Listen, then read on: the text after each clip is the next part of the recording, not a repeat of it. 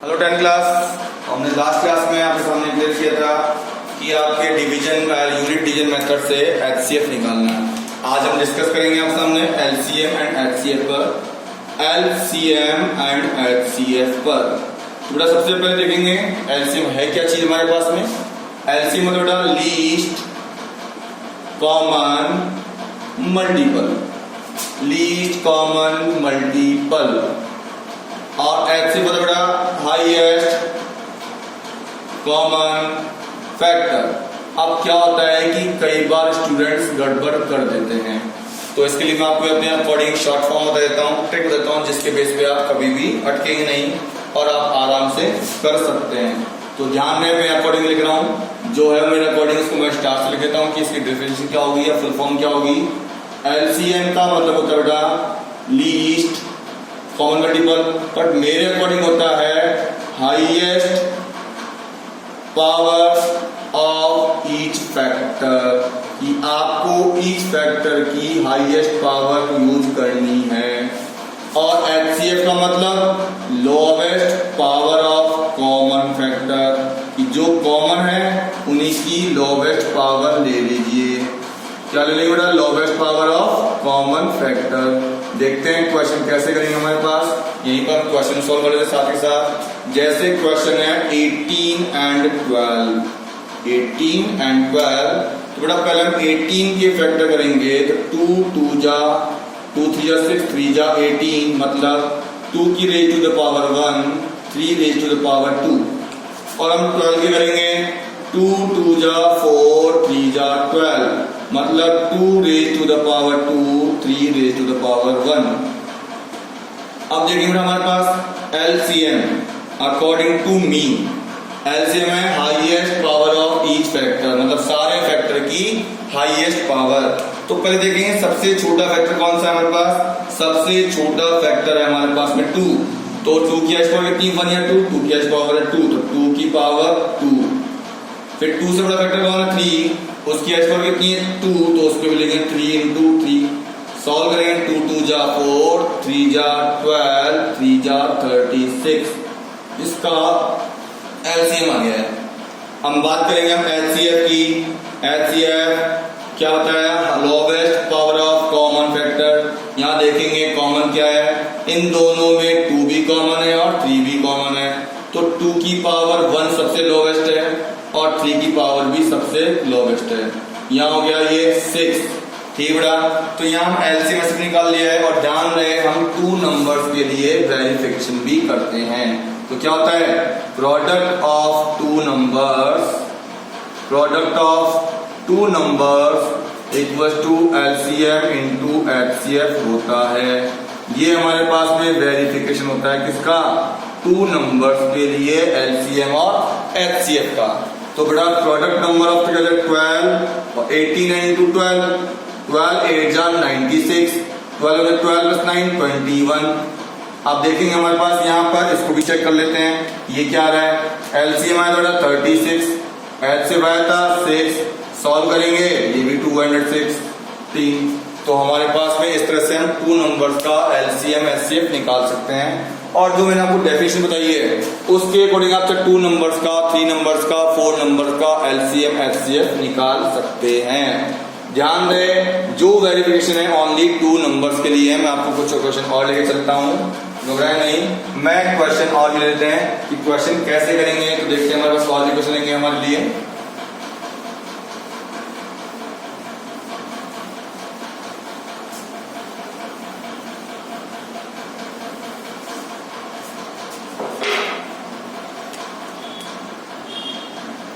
तो अब देखते हैं हमारे पास में, जैसे मैंने क्वेश्चन ले लिया 18 एंड 126 ले लिया, 18 एंड 126 ले लिया है। 8 हो जाए बेटा। हाँ तो अब फैक्टर करेंगे क्या मतलब, तो 18 के फैक्टर करेंगे तो 18 और 126 लिया है हमने बेटा। तो देखते हैं कैसे करेंगे। 18 के फैक्टर 2 इंटू 3 इंटू 3, मतलब 2 raise to the power 1, 3 raise to the power 2। और 126 2 इंटू 3 इंटू 3, और इंटू 7, तो मतलब 2 raise to power 1, 3 raise to power 2 और यहाँ पर 7 रेज़ टू पावर 1 आ जाएगा, क्योंकि हमारे पास में ये हो जाएगा। अब देखेंगे एलसीएम क्या होता है, एलसीएम फुल फॉर्म की highest power of each factor, की सारे फैक्टर की हाईएस्ट पावर। तो देखेंगे यहाँ सबसे छोटा फैक्टर कौन है 2 और वो मैक्सिमम 1 टाइम ही आया है। 2 से बड़ा कौन है 3, वो मैक्सिमम 2 टाइम आया है। फिर हमारे पास उससे बड़ा नंबर कौन सा है 7, तो वो भी 1 टाइम आया है। तो सॉल्व करेंगे, यह आ जाएगा 126। और एचसीएफ की बात करेंगे तो एचसीएफ हो जाएगा हमारे पास में क्या, lowest power of common factor. तो देखेंगे कॉमन क्या बेटा 2 और 3 कॉमन है, तो उसकी लोवेस्ट पावर 1 और इसकी भी लोवेस्ट पावर क्या है 3 इंटू 3, तो 2 3 जा 6 3 जा 18। और वेरिफिकेशन फिर हम कर सकते हैं। तो और भी क्वेश्चन ले लेते हैं, जैसे मानो कि इसी क्वेश्चन हम चेंज कर देते हैं कि हमने यहाँ क्वेश्चन चेंज कर दिया, 18 की जगह ले लिया 90 की। देखते हैं 90 कर देते हैं तो क्या आता है। तो वापस क्वेश्चन करेंगे तो देखेंगे हमारे पास करने का पैटर्न कि हम अब 90 ले रहे हैं। तो देखते हैं हमारे पास में 90 लेने से क्या हो जाएगा, 2 3 जा 6 या फिर ले लेंगे 30 ले लीजिए, ज्यादा बेस्ट होगा। 30 हो गया है, 2 3 जा 6 5 जा 30 means 2 raise to the power 1, 3 raise to the power 1 and 5 raise to the power 1। तो देखिए एलसीएम में मैंने आपको बताया कि सबकी हाईएस्ट पावर, सबसे छोटा फैक्टर कौन है 2, उसकी हाईएस्ट पावर होगी आपके पास 1। 2 से बड़ा फैक्टर कौन है 3, यहाँ 1 है या 2, तो मतलब हाईएस्ट पावर 2 है। फिर आपके पास 5 भी है 3 से बड़ा, और फिर 7 भी है। तो यहाँ क्या हो जाएगा हमारे पास में, फैक्टर करेंगे मल्टीप्लाई 3 3 जा 6 9 9 2 जा 18 18 5 जा 90 और 9 इंटू 7 630 आ जाएगा। क्या जाएगा देखो 2 3 जा 6 3 जा 18 5 जा 90 इंटू 7 630 हो जाएगा। और ऐसे में क्या होता है आपको सबकी लोवेस्ट पावर होगी किसकी, कॉमन की। तो पहले देखिए कॉमन क्या है 2 और 3 के अलावा कोई कॉमन नहीं है, और दोनों की लोवेस्ट पावर कितनी है 1 और 1 है। तो यहाँ से फिर बेटा 6। वेरिफिकेशन देखते हैं हमारे पास में इसका भी कि क्या पता सही है या गलत है। तो LCM into HCF equals to product of 2 numbers, product of 2 numbers. LCM बेटा हमारे पास में 630, एचसीएफ है 6 और प्रोडक्ट कितना है 30 इंटू 126। तो 0 6 3 जा 18 1 कैरी 6 36 137। यहाँ देखेंगे 0 3 6 जा 18 1 कैरी 3 2 6 1 7 और 3 1 जा 3। तो दोनों केस में वो इक्वल आ रहा है। इस तरह हम एलसीएम और एचसीएफ निकाल सकते हैं किससे, प्राइम फैक्टराइजेशन मेथड से। ठीक बेटा, तो हमारे पास यहाँ क्वेश्चन हो गया है। अब एक क्वेश्चन और ले लेते हैं बेटा हमारे पास कि हमारे पास क्या होगा, find the HCF of, find the HCF of first prime and first composite number, composite number कि हमें फर्स्ट प्राइम और फर्स्ट कंपोजिट नंबर में से निकालना है। तो बेटा prime number, the numbers which can divisible by 1 and itself are called prime number. ऐसे नंबर जो केवल 1 से और खुद की टेबल से डिवाइड होते हैं वो नंबर हमारे पास में प्राइम होते हैं। अदरवाइज वो नंबर क्या होता है बेटा कंपोजिट। पर ध्यान रहे 1 ना तो प्राइम होता है ना ही कंपोजिट होता है, 1 दोनों में नहीं आता। थोड़ा देर हम बात करेंगे फर्स्ट प्राइम नंबर की। तो बेटा फर्स्ट प्राइम नंबर बात करेंगे तो फर्स्ट प्राइम नंबर हो जाएगा हमारे पास में 2 और फर्स्ट कंपोजिट नंबर जिसमें आपके पास में किसी का डिवाइड जाता हो फर्स्ट प्राइम नंबर और फर्स्ट क्या हो जाएगा कंपोजिट नंबर। तो फर्स्ट कंपोजिट नंबर हमारे पास में होगा बेटा 4। तो हम बात करेंगे एचसीएफ। तो एचसीएफ देखते हैं तो पहले 2 के फैक्टर करेंगे 2 इंटू 1, 4 के करेंगे 2 इंटू 2। थोड़ा एचसीएफ की बात कर रहे हैं तो मतलब दोनों में कॉमन की लोवेस्ट पावर। तो यहाँ हमारे पास 2 की पावर 1 आ रहा है और 2 की पावर 2 आ रहा है। तो यहाँ हम देखेंगे एचसीएफ भी आ रहा है तो कॉमन क्या है 2 और लोवेस्ट पावर क्या है 1। तो हमारे पास में एचसीएफ आएगा 2। और ध्यान रहे इसी से बहुत सारे क्वेश्चन सॉल्व होते हैं, जैसे कि फाइंड फिक्स है कि HCF of first two prime numbers is always 1, कि अगर आपसे क्वेश्चन आ जाए find HCF of first two prime numbers, तो ध्यान रहे प्राइम नंबर्स का मतलब जिनमें आपके किसी का डिवाइड नहीं जाता, किसके 1 और एक्सेल के अलावा, तब किसी का डिवाइड जाएगा ही नहीं तो कुछ कॉमन आएगा ही नहीं, और कॉमन नहीं आएगा तो हम क्या लेंगे बेटा वहां पर 1।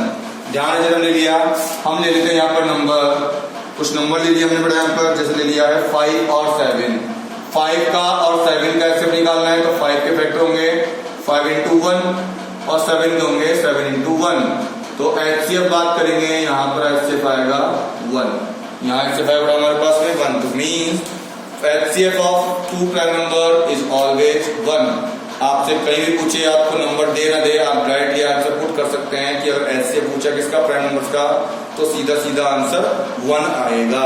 अब हम आगे बढ़ाते हैं टॉपिक को कि अब हमारे पास में और भी क्वेश्चंस हैं, जैसे कि हमारे पास में आता है कि prove that √2 is irrational, √3 is irrational. तो इसके लिए हम बात करेंगे हमारे पास यहाँ पर कि √2 इरेशनल है या √3 इरेशनल है, तो कैसे करेंगे। क्वेश्चन होगा हमारे पास प्रूव दैट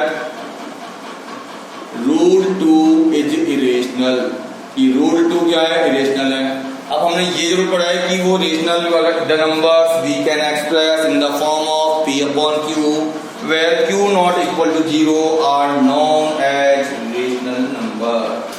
ठीक है, अब प्रॉब्लम ये है कि हम क्या करें, इसका कोई फॉर्मेट पता नहीं है, तो जब आपको कोई चीज का फॉर्मेट पता नहीं हो तो हम उसको अपोजिट लेकर चलेंगे, मतलब उसका उल्टा लेकर चलेंगे।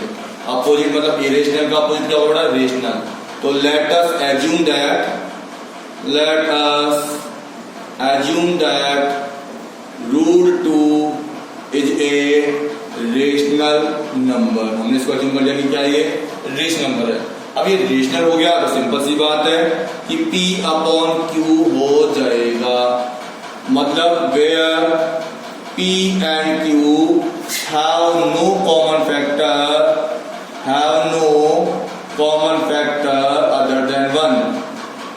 other than 1, कि 1 के अलावा कुछ भी कॉमन नहीं है। याद रहे, क्योंकि हम किसी फ्रैक्शन जैसे हमने लिखा 7/14, कभी लिखते हैं उसको 1/2 ही लिखेंगे, मतलब इन दोनों में 1 के अलावा कुछ भी कॉमन नहीं होगा, इसलिए लिखा है P and Q have no common factor other than 1। Cross multiply P equals to √2Q हो जाएगा। √2 किस सेट का बेटा, स्क्वायरिंग बोथ साइड से, तो squaring both sides P square equals to √2Q का होल स्क्वायर। सॉल्व करेंगे P square equals to 2Q square. अब आपको पता है कि जब इसमें डिवाइड हो सकता है तो इसमें भी डिवाइड होगा, क्योंकि ये इसके इक्वल में है। तो यहाँ क्या लिखेंगे हम कि since P2 divides P square, 2 divides P square, therefore 2 divides P, तो 2P को भी डिवाइड करेगा। फिर आप ले लेंगे कि लेट, वापस लेट P है तो P ले लेंगे, यहाँ 2 है तो 2 ले लेंगे और Q की जगह R ले लेंगे। यहाँ R की जगह कुछ भी ले सकते हैं, बट ध्यान दें P है तो P लेंगे, 2 है तो 2 लेंगे, बस इस Q की जगह कोई और वेरिएबल ले लीजिए।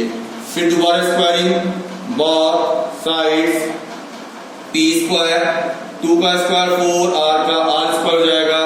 P स्क्वायर हमारे पास ऑलरेडी आ रहा है, तो लिखेंगे फ्रॉम इक्वेशन नंबर फर्स्ट कि P स्क्वायर क्या है, 2Q square equals to 4R square divided by 2 both side, क्योंकि यहाँ भी 2 से डिवाइड हो रहा है, यहाँ भी 2 से डिवाइड हो रहा है, तो 2 का डिवाइड करेंगे 1 टाइम, यहाँ हो जाएगा 2 टाइम।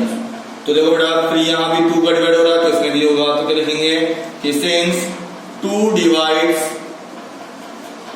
Q स्क्वायर और देयरफॉर 2 डिवाइड्स Q।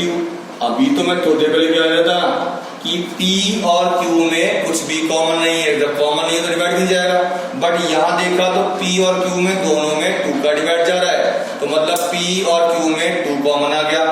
अब प्रॉब्लम आ गई कि क्या प्रॉब्लम है, मतलब या तो कुछ गड़बड़ यहाँ हुई है या फिर गड़बड़ यहाँ हुई है। तो याद है बेटा हम क्वेश्चन कर रहे हैं किसके अकॉर्डिंग, इसके अकॉर्डिंग, मतलब हमने गलत एज्यूम किया था। क्या किया बेटा हमने, गलत एज्यूम कर लिया था, तो क्या लिखेंगे from equation number first and second P and Q have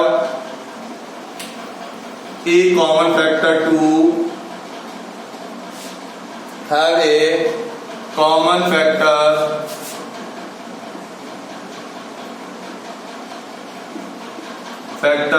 as 2 other than 1, कि उनके पास 1 के अलावा भी कुछ कॉमन आ रहा है। तो सो आवर एज्यूम्पशंस, हमने जो एज्यूम किया है वो क्या क्या एज्यूम किया बेटा हमने, root 2 is a rational is wrong. वो क्या थी बेटा, गलत एज्यूम कर लिया, क्योंकि गलत एज्यूम करने की वजह से ही हमारा आंसर गलत आ रहा है। तो क्या जाएगा, जब वो क्या है रॉन्ग है, तो क्या रॉन्ग है कि वो इरेशनल है, तो रेशनल गलत है, तो मतलब क्या होगा फिर वो इरेशनल होगा। So root 2 is a rational. और इस तरह से हमारे पास में क्वेश्चन कंप्लीट हो गया बेटा। कई बार टीचर क्या करते हैं, P एंड Q को ले सकते हैं, P and Q are coprime. तो what is the means of coprime, the numbers 2 और more than 2 numbers which have common factor only 1 are called coprime. ऐसे नंबर जिनमें केवल 1 कॉमन आ रहा हो वो आपके पास में क्या होगा बेटा, हमारे लिए वही नंबर हमारे पास में को-प्राइम होंगे। तो जैसे को-प्राइम की अंदर बात करेंगे तो को-प्राइम में क्या हो सकते हैं, 2 और 3 भी हो सकते हैं, 2 7 भी हो सकते हैं, 2 9 भी हो सकते हैं। ऐसे नंबर जिनमें केवल 1 कॉमन आ रहा हो उन्हें हम को-प्राइम नंबर बोलते हैं। तो मैं एक बार उसी लैंग्वेज से क्वेश्चन करेंगे। तो क्वेश्चन चेंज कर लेते हैं। तो क्वेश्चन लेते हैं हम लोग, prove that root 3 is irrational. अब लेते हैं हम लोग, prove that root 3 is irrational, की रूट 3 इरेशनल कैसे होगा। तो देखते हैं रूट 3 इरेशनल करेंगे हमारे पास में। तो बड़ा prove that root 3 is irrational, कि रूट 3 इरेशनल है। तो let us assume that root 3 is a rational number. ये क्या है बेटा, रेशनल नंबर है। अब रेशनल नंबर तो हो गया, तो मतलब P रूट 3 को हम क्या करते हैं, root 3/1 equal to P/Q, where P and Q are coprime, मतलब दोनों में 1 के अलावा कुछ भी कॉमन नहीं है। हम ऐसे लिख सकते हैं, इतनी बड़ी लैंग्वेज है, शॉर्ट में ये लैंग्वेज लिख सकते हैं। वापिस बेटा P equal to root 3Q, squaring both sides, P square equal to 3Q square, since 3 divides P square, therefore 3 divides P। फिर वापस बेटा let P equals to 3R, squaring both sides, P square equals to 9R square, from 1 P square क्या है, 3Q square equal है, 3Q square equals to 9R square, divide by 3 both sides, 3 1 जा 3, 3 3 जा 9, from equal second since 3 divides Q square, therefore 3 divides Q, कि 3Q square divide कर रहा है तो 3Q को भी डिवाइड करेगा, मतलब इन दोनों में 3 कॉमन है, जबकि हम क्या बोल रहे हैं, दोनों में कुछ भी कॉमन नहीं है। तो from equation number first and second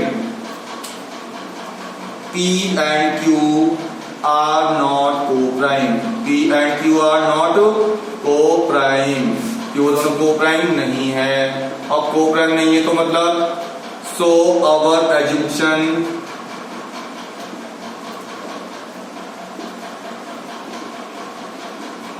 root 3 is irrational is wrong, ये जो हमने assume किया बेटा वो wrong है, तो therefore रूट 3 इज इरेशनल। इस तरह से हम रूट 3 को इरेशनल कर सकते हैं। तो इस तरह बेटा हम लोग क्वेश्चन और भी कर सकते हैं, रूट 5, रूट 7 और रूट 11 काफी कर सकते हैं। और फिर हम जब नेक्स्ट क्लास में करेंगे बेटा, तो आज हम इतना ही करेंगे। नेक्स्ट क्लास में हम जब करेंगे तो अभी तक हम क्या कर रहे हैं, केवल सिंगल नंबर ले रहे हैं रूट के अंदर। आने वाले टाइम हम क्या करेंगे, 2 नंबर्स भी लेंगे, 3 नंबर्स लेंगे। हो सकता है कि 1 नंबर इरेशनल हो, सेकंड नंबर इरेशनल हो, तो हम ऐसे क्वेश्चन करेंगे। ठीक बेटा, तो हमारे पास में काफी इस तरह का मैटर है, हम आगे भी इस तरह की क्लास प्रोवाइड कराते रहेंगे। ठीक बेटा, आज के लिए इतना ही करेंगे। थैंक यू बेटा।